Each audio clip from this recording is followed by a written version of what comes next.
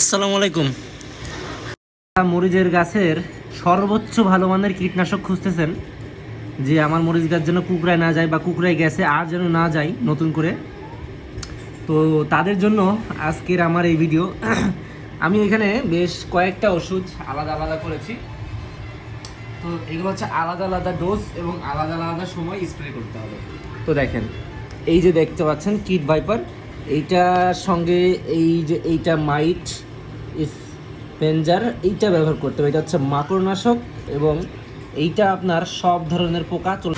তো দেখেন, এইটা আপনারা একবার দিবেন, এইটা দেওয়া শেষ করে দেন তারপরে আপনারা দেখতে পাচ্ছেন আমার হাতে এই যে কাকা, এই কাকাটা ব্যবহার করবেন এবং এই কাকার সঙ্গে অবশ্যই আপনাকে হিউম্যানার গোল্ড অথবা সুপার সোনাটা ব্যবহার করতে হবে। তো ওইটা আমার কাছে আপাতত স্টক শেষ, ওইটা ব্যবহার করতে হবে। এই দুটো একসঙ্গে ব্যবহার করতে হবে একদিন পরে, এইটা ব্যবহারের একদিন গ্যাপ দিয়ে তারপরে এটা ব্যবহার করতে হবে। আচ্ছা, এইটা ব্যবহার করা যখন হয়ে যাবে তাহলে আপনার দুটো ডোজ হয়ে গেল। তো চতুর্থতম দিন মানে একদিন গ্যাপ দিয়ে তৃতীয় দিন, চতুর্থতম দিনে আবার গ্যাপ থাকবে, পঞ্চমতম দিনে এসে আপনাকে অবশ্যই আপনাকে এই যে দেখেন ডেলিগেট, এই ডেলিগেট স্পিনোটাম 11.7 এইটা আপনাকে আবার ব্যবহার করতে হবে। এটা শুধু এটাকেই ব্যবহার করতে হবে, এর সঙ্গে অন্য কিছু ব্যবহার করা লাগবে না। তো আপনার 3টা ডোজ হয়ে গেল। এইটা দেওয়ার পরবর্তী সময় আপনাকে অবশ্যই আবারও আপনাকে সর্বোচ্চ ভালো মানের একটা কীটনাশক ব্যবহার করতে হবে আরও 3 দিন পরে, এর 72 ঘন্টা পরে। তো দেখেন, মানে 6ষ্ঠতম দিনে যে আপনি স্প্রেটা করবেন তার ঠিক 3 দিন পর, মানে 10তম দিনে যে আপনি আবার স্প্রে করবেন। দেখেন এইখানে রয়েছে কি কারেন্সি, এইটা দেখেন পাইমেট্রোজিন এবং নাইথেনপাইরাম, এইটা ব্যবহার করবেন। এর সঙ্গে ব্যবহার করবেন অ্যামাভিক্টিন বেনজয়েট, অ্যামাভিক্টিন যেটা 1.8 EC এইটা, এবং এর সঙ্গে অবশ্যই আপনাকে রাখতে হবে পেগাসাস। আপনি যদি এই তিনোটা একসঙ্গে করে ব্যবহার করেন এই 10তম দিনে, আপনার গাছের যে পোকামাকড় ডিম যা থাকবে টোটালি একবারে ক্লিয়ার হয়ে যাবে। এইটা ব্যবহার করার পরও আপনাকে অবশ্যই আবারও ঘুরে এসে আবার আপনাকে এই কাকা একবার ব্যবহার করতে হবে। তাই এইটা ব্যবহার করার, এই ওষুধটা বা এই ডোজটা ব্যবহার করার আরও 3 দিন পরে এইটা আপনাকে ব্যবহার করতে হবে।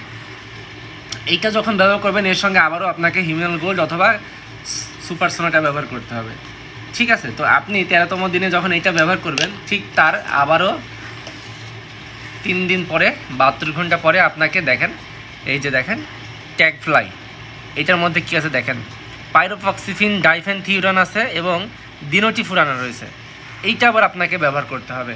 তো এইভাবে আপনার নেক্সট 20 দিনের একটা ডোজ আপনাকে তৈরি করে দিলাম। তো আমি এখন আমার প্রজেক্টে নেক্সট 20 দিনের এই একটা ডোজ শিডিউল মেনটেন করে নিয়েছি, এইটা এখন আমি আমার প্রজেক্টে ব্যবহার করব। সবচেয়ে বলে রাখা ভালো, এর মাঝে আপনি অবশ্যই এইখানে আপনারা ছত্রাকনাশক ব্যবহার করবেন। ছত্রাকনাশকটা আলাদাভাবে ব্যবহার করতে পারেন অথবা এই যে ট্যাগ ফ্লাইয়ের সঙ্গে ব্যবহার করতে পারবেন, আর এই যে এইটার সঙ্গে ব্যবহার করতে পারবেন। শুধুমাত্র ব্যবহার করতে পারবেন না এই ডেলিগেটের সঙ্গে এবং এই কাকার সঙ্গে। তো এই আবার এইটার সঙ্গেও আপনারা চাইলে ব্যবহার করতে পারবেন, কিন্তু না করাই উত্তম। যদি আপনারা পারেন ছত্রাকনাশকগুলো আলাদাভাবে ব্যবহার করবেন। তো সবাই ভালো থাকবেন, সুস্থ থাকবেন। মরিচের পাতা কুঁকড়ানো রোগের জন্য এর চেয়ে ভালো কোনো ওষুধ আমার কাছে এখন আপাতত জানা নেই। এটাই সর্বোচ্চ মানের কীটনাশক যেটা আমি খুঁজে পেলাম।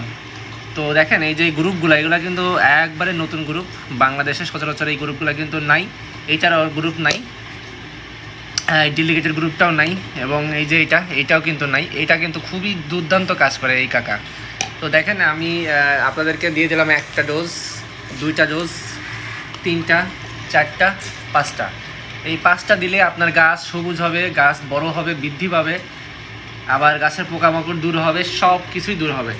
এবং এগুলা ব্যবহার করতে করতে অবশ্যই আপনাকে সালফার ব্যবহার করতে হবে, সালফার এবং ছত্রাকনাশক নিয়মিত ব্যবহার করতে হবে। এবং যদি আপনার কাছে মরিচের ফুল ফল চলে আসে অবশ্যই আপনাকে বুস্টার 2 ব্যবহার করতে হবে। তো সকল ওষুধগুলো যদি আপনারা আপনাদের নিকটস্থ দোকানে না পেয়ে থাকেন অবশ্যই আমাকে জানাতে পারেন, আমার কাছ থেকে আপনারা কুরিয়ারের মাধ্যমে কিন্তু এই ওষুধগুলো নিতে পারবেন।